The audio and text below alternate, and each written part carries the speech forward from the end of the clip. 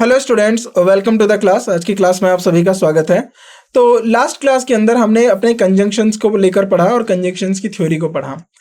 आज की क्लास में हम कंजंक्शंस के ऊपर कुछ क्वेश्चंस को प्रैक्टिस करेंगे और समझेंगे कि कैसे क्वेश्चंस हमारे एग्जाम में आते हैं और उन क्वेश्चंस को हमें कैसे डील करना चाहिए।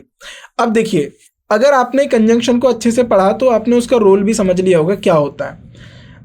एक बार और फिर से आपको मैं कंजंक्शन का जो कॉन्सेप्ट है रिवाइज करा देता हूँ, जिससे क्या हो, जब हम अपने क्वेश्चंस करें तो आपको किसी भी तरीके की कोई कन्फ्यूजन ना हो और इजीली आप क्वेश्चंस बना पाएं।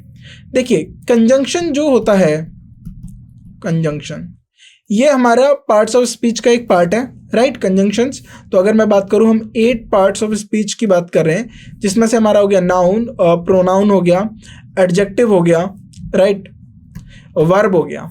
अब इसके बाद एडवर्ब आता है, उसके बाद प्रीपोजिशन, उसके बाद आता है हमारा प्रीपोजिशन, राइट, देन आता है हमारा कंजंक्शन, और इसके बाद एक और जो होगा वो होगा interjection. Interjection is just about your feelings, किस तरीके से आप अपनी फीलिंग्स को एक्सप्रेस करते हो, तो उनके लिए जो वर्ड्स यूज करते हो आप, हुर्रे हो गया, अलास हो गया, तो ये सारे जो वर्ड्स होते हैं ये हमारे इंटरजेक्शन होते हैं। ये जो हमारी भावनाएं होती हैं उनको व्यक्त करने के लिए काम आता है। तो मेन जो है आपके लिए ये पांचों को समझना जरूरी है। अगर आप ये पांचों समझ पाते हैं तो इजीली आप जो क्वेश्चन है उनको आसानी से बना पाएंगे।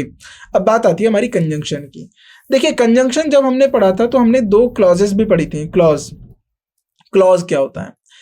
क्लॉज जो हमारा ऐसा ग्रुप ऑफ वर्ड्स होता है जो अपने आप में कंप्लीट सेंटेंस तो नहीं होता, लेकिन उसका खुद का एक सब्जेक्ट और वर्ब होता है। अब इसको हम क्लॉज क्यों कह रहे हैं? क्योंकि ये निर्भर करता है दूसरे एक और ग्रुप ऑफ सेंटेंस पे, या ऐसे दूसरे ग्रुप ऑफ वर्ड्स पे, नॉट सेंटेंस, दूसरे ग्रुप ऑफ वर्ड्स पे, जिससे ये अपना मीनिंग कन्वे कर पाए कंप्लीटली, राइट। तो जो दूसरी हमारी क्लॉज होगी उसका भी एक अपना सब्जेक्ट होगा और उसका भी अपना एक वर्ब होगा।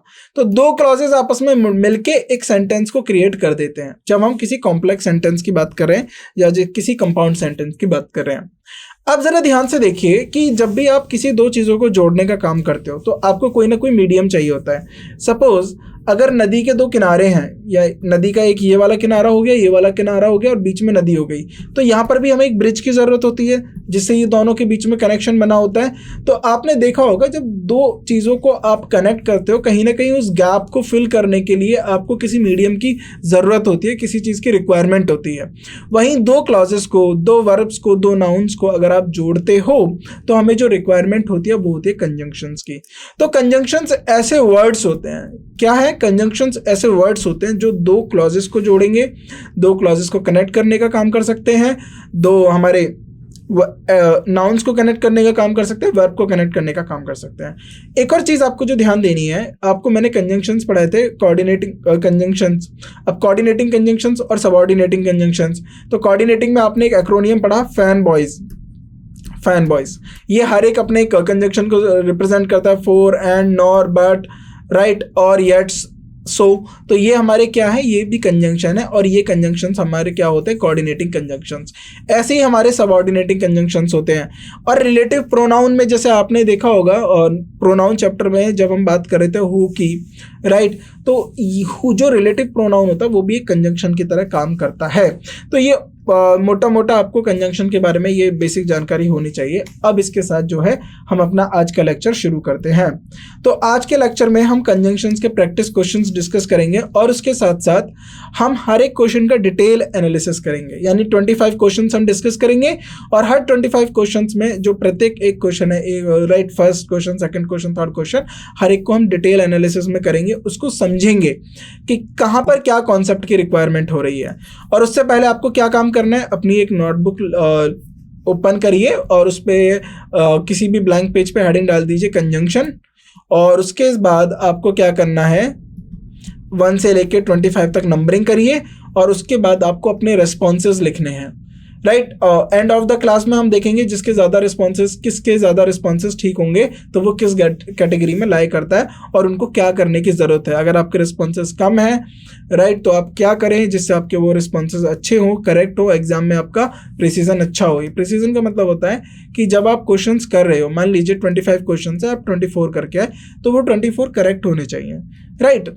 सो इसके लिए हम क्या कर सकते हैं, क्या प्रैक्टिस करना है, क्या कॉन्सेप्ट पढ़ना है, तो ये सब हम एंड ऑफ द जो हमारा सेशन रहेगा, सेशन के एंड में हम ये डिस्कस करेंगे, राइट। तो अब हम आगे की क्लास में आगे बढ़ते हैं। सबसे पहला आता है हमारे पास question number 1, you must either be regular with your studies and study for longer period before the exams. तो उसने बोला है या तो आप अपनी स्टडीज के साथ रेगुलर रहिए, नहीं तो एग्जाम से पहले आपको बहुत या तो घंटों पढ़िए। जैसे होता है ना स्टूडेंट्स की, देखिए दो टाइप के स्टूडेंट्स होते हैं, एक हो गया ए, एक हो गया बी।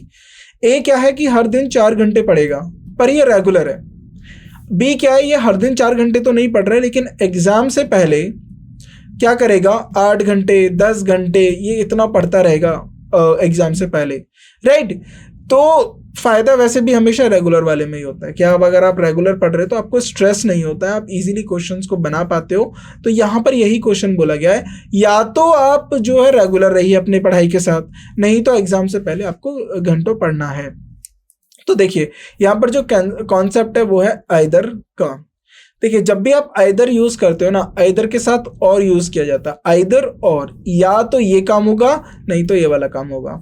जैसे नाइदर के साथ क्या यूज किया जाता है, नाइदर के साथ नॉर यूज किया जाता है, राइट।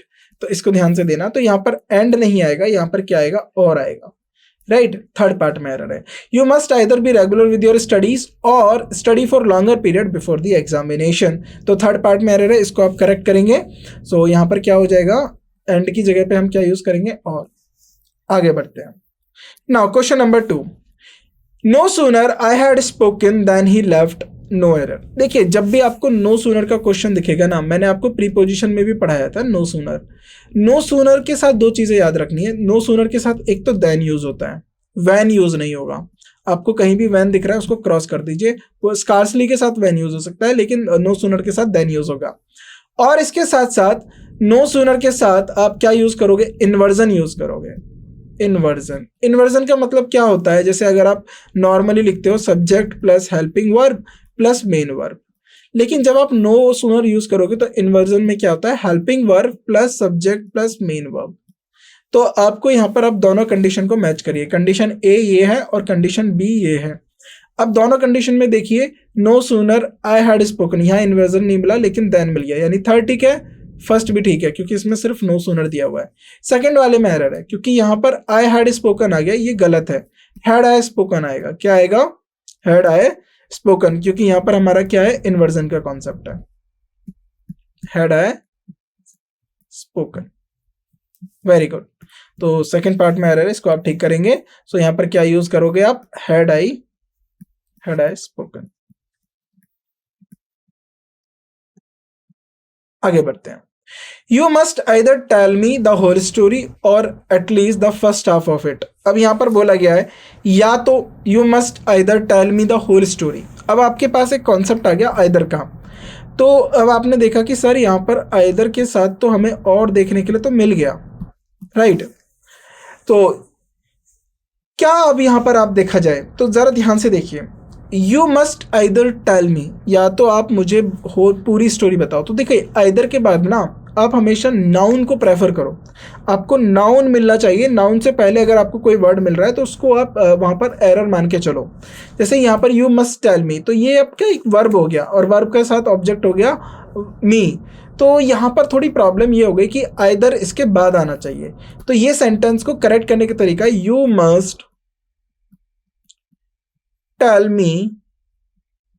अब क्या उसे बताना चाहिए, तो ये दो जो ऑप्शंस आए, तो द होल स्टोरी, ये एक पूरा नाउन है, राइट। जैसे नाउन फ्रेज है, मतलब स्टोरी नाउन हो गया, होल इसका एडजेक्टिव हो गया, मतलब पूरी कहानी की बात हो रही है, और द हमारा आर्टिकल हो गया।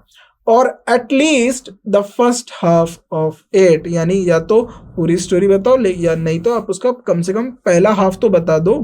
तो यहाँ पर ए वाले जो पार्ट है उसमें एरर है क्योंकि इसमें क्या है, लिखने का तरीका थोड़ा सा गलत दिया हुआ है। तो यहां पर क्या आ जाएगा, यू मस्ट टेल मी इधर, this is the right way. So पहले पार्ट में क्या हो जाएगा, यू मस्ट टेल मी इधर, तो ये मस्ट यहां पर चला जाएगा, बाकी नॉट मस्ट, सॉरी, ये इधर यहां पर चला जाएगा, यहां पर चला जाएगा पहले पार्ट, राइट। अब आगे बढ़ते हैं। Your success in the IAS examination depends not only on what papers you have selected but on how you have written them. तो बोला जा रहा है कि जो आपकी सक्सेस है एग्जामिनेशन में, IAS एग्जामिनेशन पे, वो सिर्फ इस बात पे डिपेंड नहीं करती है कि आप कौन सा पेपर सेलेक्ट करते हो या सेलेक्ट किया, राइट, बल्कि ये इस बात पर डिपेंड करती है कि आपने उस पेपर को किस तरीके से लिखा, राइट। तो ये बिल्कुल सत्य बात है। लेकिन कॉन्सेप्ट यहाँ पर क्या लग रहा है, देखिए कॉन्सेप्ट आप इसको समझ लीजिए। यहाँ पर जो कॉन्सेप्ट है नॉट ओनली का है। जब भी आप नॉट ओनली के साथ अगर आप कोई वर्ड यूज करते हो, बट को यूज करते हो, तो बट सिर्फ बट यूज नहीं होता, नॉट ओनली के साथ यूज होता है बट ऑल्सो। क्या यूज होगा? But also. तो ये जो होते हैं ना, ये हमारे पेयरिंग होते हैं, जैसे आइदर के साथ और नाइदर के साथ नॉर। तो ये सब पेयरिंग आप याद रखिए। जैसे आपने पढ़ लिया, जैसे अभी हमने पढ़ा था हार्ड, राइट, तो नाइदर पढ़ा हमने, आइदर को पढ़ा, राइट, और हमने नॉट ओनली के साथ बट ऑल्सो आ गया। तो ये चीज़ें आपको याद रखनी है। तो यहाँ पर क्या हो जाएगा, नॉट ओनली तो आपको दिख गया, लेकिन यहाँ पर सिर्फ बट दिया हुआ है, तो इसमें एरर हो जाएगी। यहाँ पर आ जाएगा but also, right, third part में एरर। सो नॉट ओनली के साथ क्या यूज करेंगे हम? But also.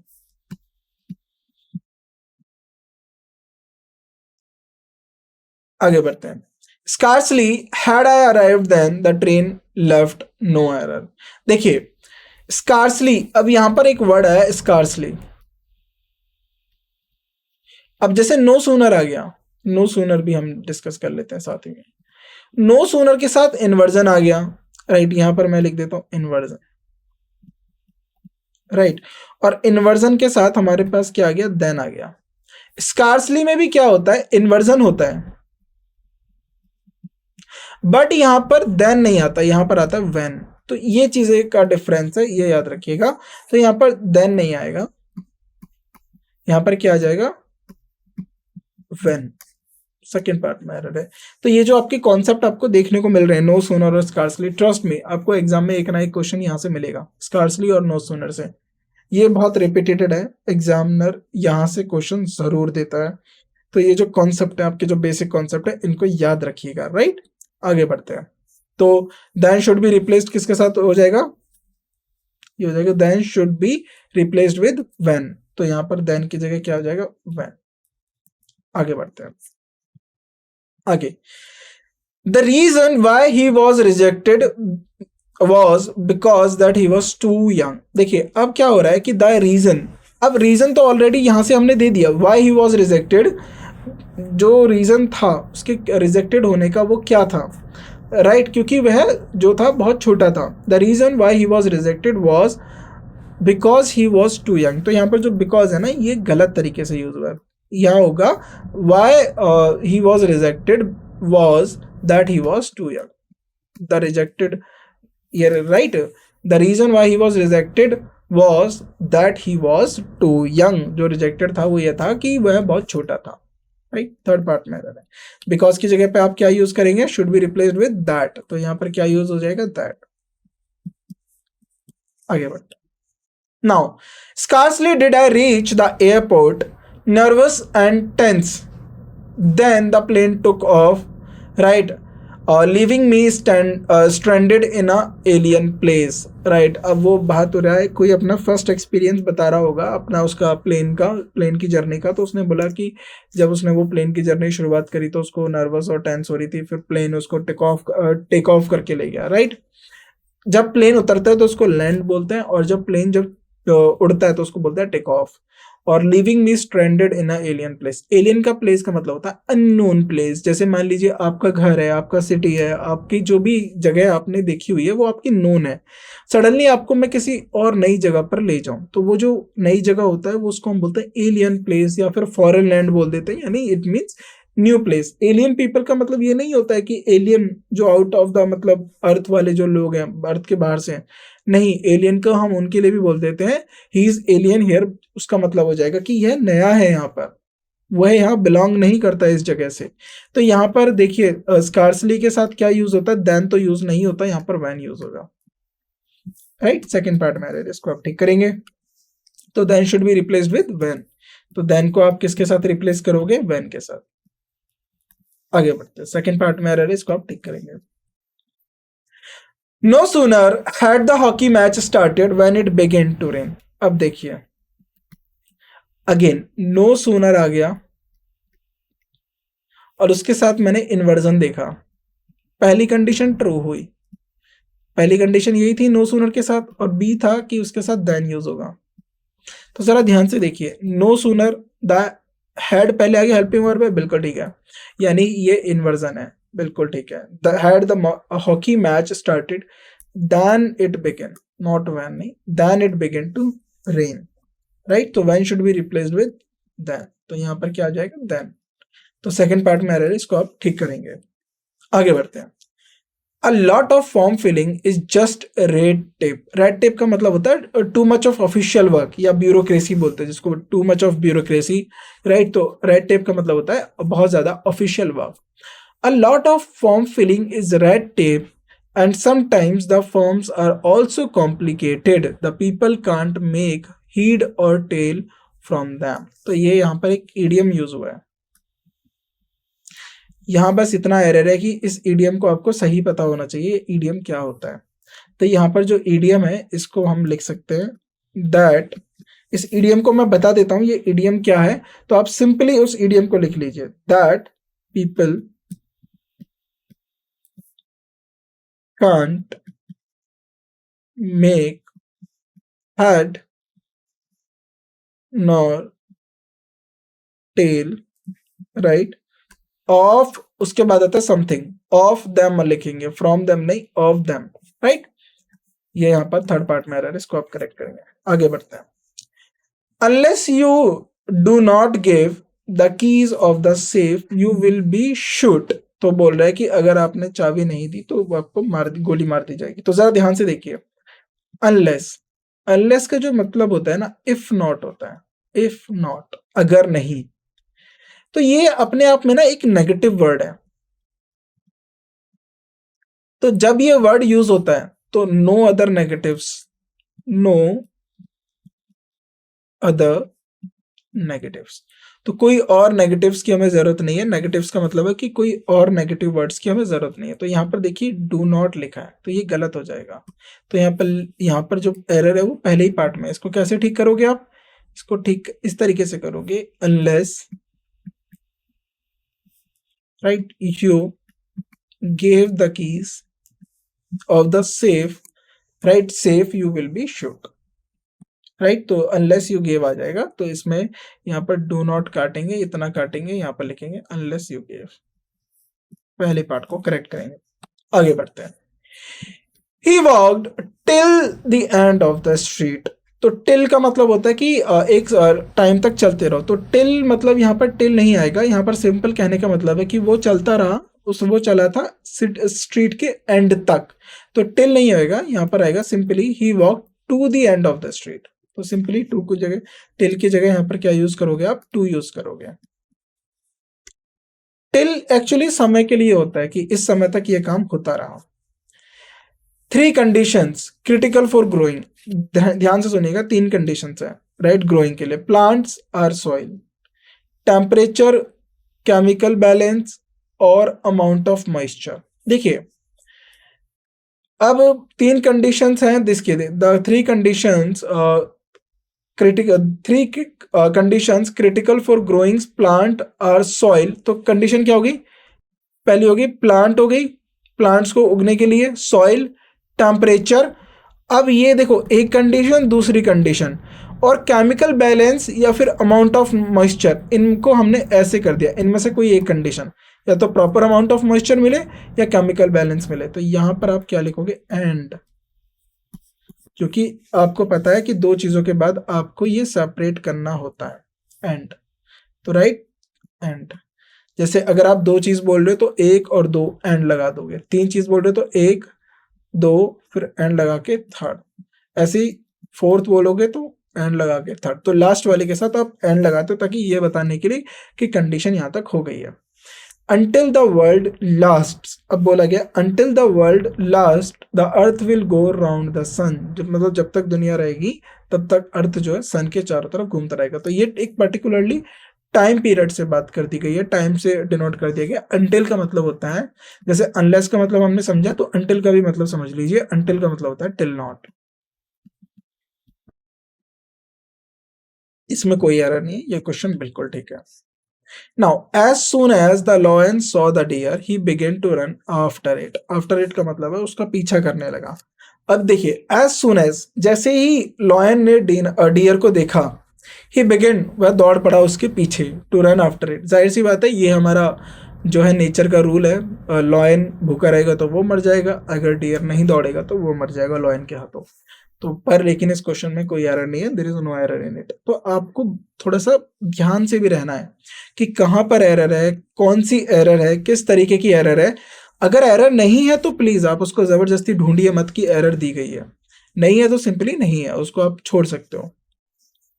नाउ ही, तो बेसिकली ये फर्स्ट और सेकंड हमारे थर्ड पार्ट है। He loved her despite of himself. तो जरा मैं आपको यहाँ पर एक रूल समझा देता हूँ। डिस्पाइट, डिस्पाइट और इनस्पाइट, इन स्पाइट ऑफ, देखिए ये दोनों ना आपस में इक्वल होते हैं, इक्वल होते हैं। यानी आप इनकी जगह पे कोई भी यूज कर सकते हो। और मेनली ये कंजंक्शन के साथ साथ ये तो हमारे मेनली जो होते हैं प्रीपोजिशन होते हैं।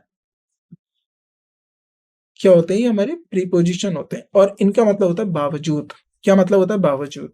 तो जरा ध्यान से देखिएगा, एरर एग्जाम का ये नो सूनर और इनके साथ साथ जैसे वो क्वेश्चन पूछ रहे थे स्कार्सली नो सूनर, ये भी बड़ा फेवरेट पार्ट है।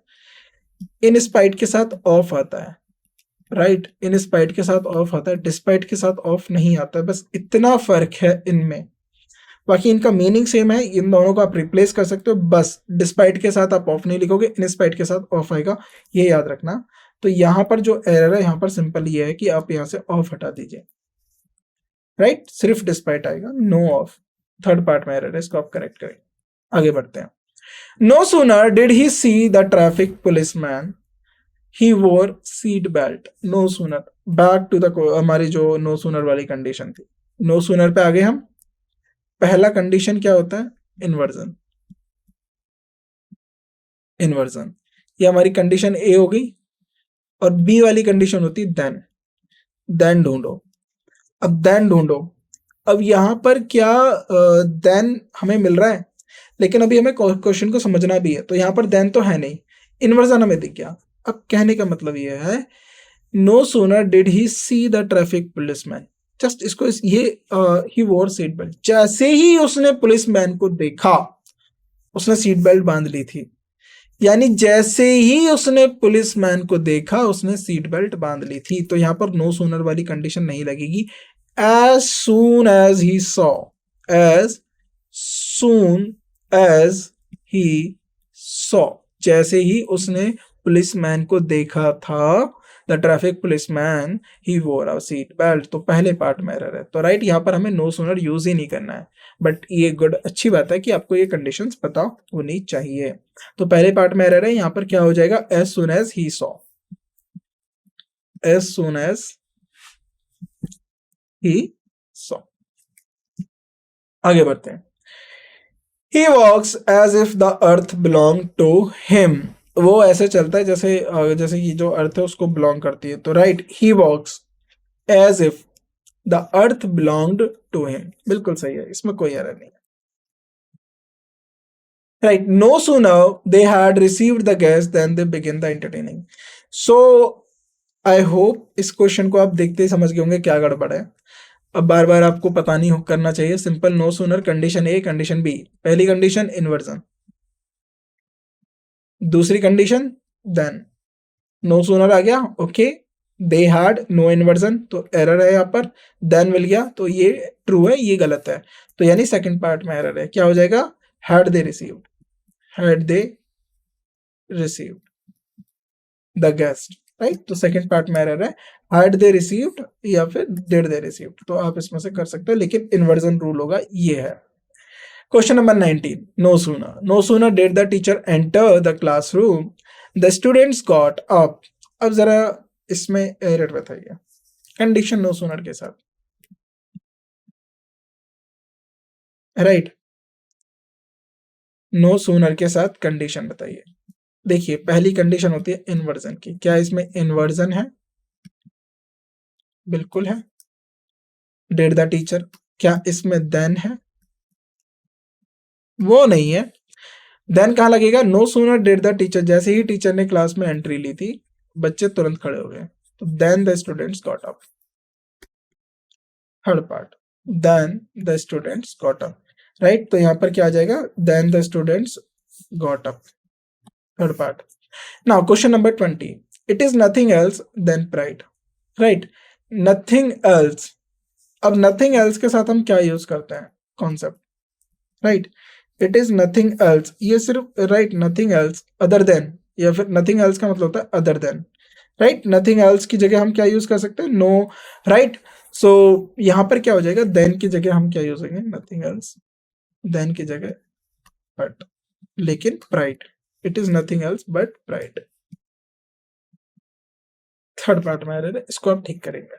Now question number 21, it was fortunate all of the inmates, inmates का मतलब होता है जो साथ साथ वाले लोग होते हैं, escaped from the blazing fire. Blazing fire का मतलब है जो आग की जो लपटें होती है ना, तो जब आग बड़ी हो जाती है उसको ब्लेज का मतलब भी यही होता है, आग की लपटों को हम ब्लेज बोलते हैं।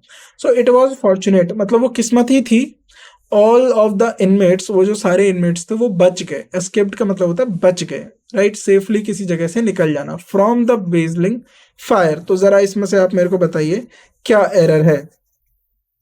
सो इट वॉज फॉर्चुनेट, अब यहां पर खत्म हो गया, ऑल द इनमेट्स, तो जरा ध्यान से देखिए यहां पर एक क्लॉज खत्म हो गई, इट वॉज फॉर्चुनेट वह मतलब किस्मत थी।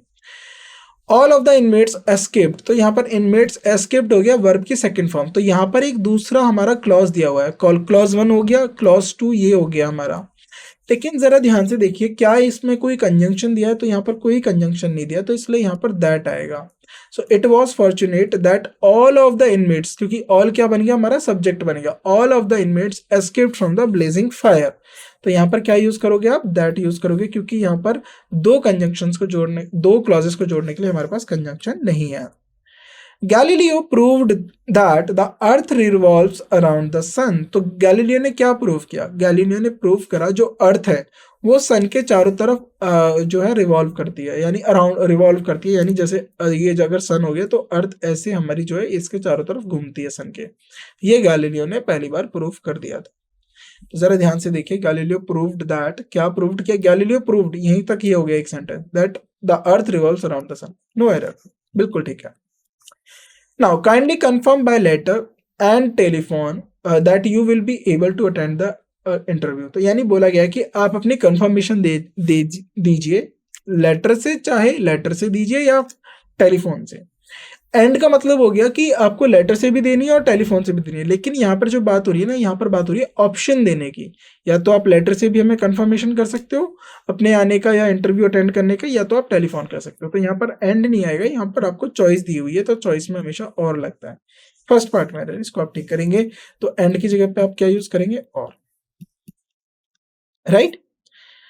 Riding across the battlefield, the famous Bhishma saw a large number of dead warriors. तो अब यहाँ पर बोला गया है कि riding across the battlefield, तो battlefield जो थी, पूरा जो battlefield है उसके चारों तरफ राइड करने के बाद दो फेमस भीष्म पितामह की बात हो रही है महाभारत से, saw large number of dead warriors, तो उन्होंने बहुत बड़ा नंबर देखा डेड वॉरियर्स का। ध्यान से देखिए, riding across the battle field, तो यहाँ द भीष्म सॉ, तो सिर्फ ये है subject, the famous Bhishma saw, और कोई यहाँ पर वर्ब नहीं है, तो ये पूरा एक सेंटेंस ये है। राइडिंग क्या हो जाएगा? अक्रॉस द बैटल फील्ड हो गया, ये हमारा हो गया नाउन, अक्रॉस हो गया हमारा। देखिए अक्रॉस हमारा क्या हो जाएगा? ये हमारा हो जाएगा प्रीपोजिशन, बैटलफील्ड इसका नाउन हो गया, a large number of dead warriors ये हमारा सॉ का ऑब्जेक्ट हो गया, राइट। तो ये राइडिंग क्या हो गया? हमारा प्रेजेंट पार्टिसिपल, तो इसमें सिर्फ एक ही वर्ब दी हुई है सॉ, तो इसमें कोई एरर नहीं है। No sooner did I finish my speech I was subjected to, ये इस यहाँ से हाइफन हटा देंगे, I was subjected to barrage of questions. No sooner did I finish my speech then I was subjected to barrage of questions, तो आप इसको ठीक कर लेंगे। यहाँ पर क्या हो जाएगा? देन आ जाएगा यहाँ पर, सिंपल सी बात है। नो सूनर के साथ आपने कंडीशन तो पढ़ी होगी। राइट। तो यहाँ पर आई होप आपने अच्छे से क्वेश्चंस बनाए होंगे और अच्छे से अपने अटेंड किए होंगे, क्वेश्चंस आपको ज़्यादा टफ नहीं लगे होंगे। तो नो सूनर हो गया, स्कार्सली हो गया, पेयरिंग ना, जो आपके पेयरिंग वाले वर्ड्स होते हैं जैसे नॉट ओनली बट ऑल्सो हो गया, तो इन सबको आपको याद रखना है। नाइदर नॉर, नाइदर के साथ और आइदर के साथ और नाइदर के साथ नॉर, इन सब चीज़ों को आप याद रखिए, इजीली आपके क्वेश्चंस बन जाएंगे। अगर आपकी 25 में से 25 है, इट मीन्स आपकी कॉन्सेप्ट क्लियरिटी भी अच्छी है और आपकी प्रैक्टिस भी अच्छी है। अगर आप लाई करते हो इस बीच में 20 से लेके 24 तक के बीच में, तो इसका मतलब कॉन्सेप्ट तो आपकी ठीक ठाक है, लेकिन प्रैक्टिस पे भी आपको थोड़ा सा और काम करना है। अगर आप लाई करते हो 15 से लेके 20, राइट, 20 को एक्सक्लूड करना, तो इसका मतलब क्या हो गया ना, आपको अब मेहनत करने की जरूरत है, आपको कॉन्सेप्ट को पे भी मेहनत करने की जरूरत है और प्रैक्टिस पे तो बहुत ज्यादा। अगर आप 15 से कम हो तो स्टूडेंट्स आपको बहुत ज़्यादा आपकी कॉन्सेप्ट क्लैरिटी अच्छी नहीं है। यानी सबसे पहले आप काम करेंगे अपने कॉन्सेप्ट बिल्डिंग पे, देन उसके बाद मॉक टेस्ट देंगे, राइट।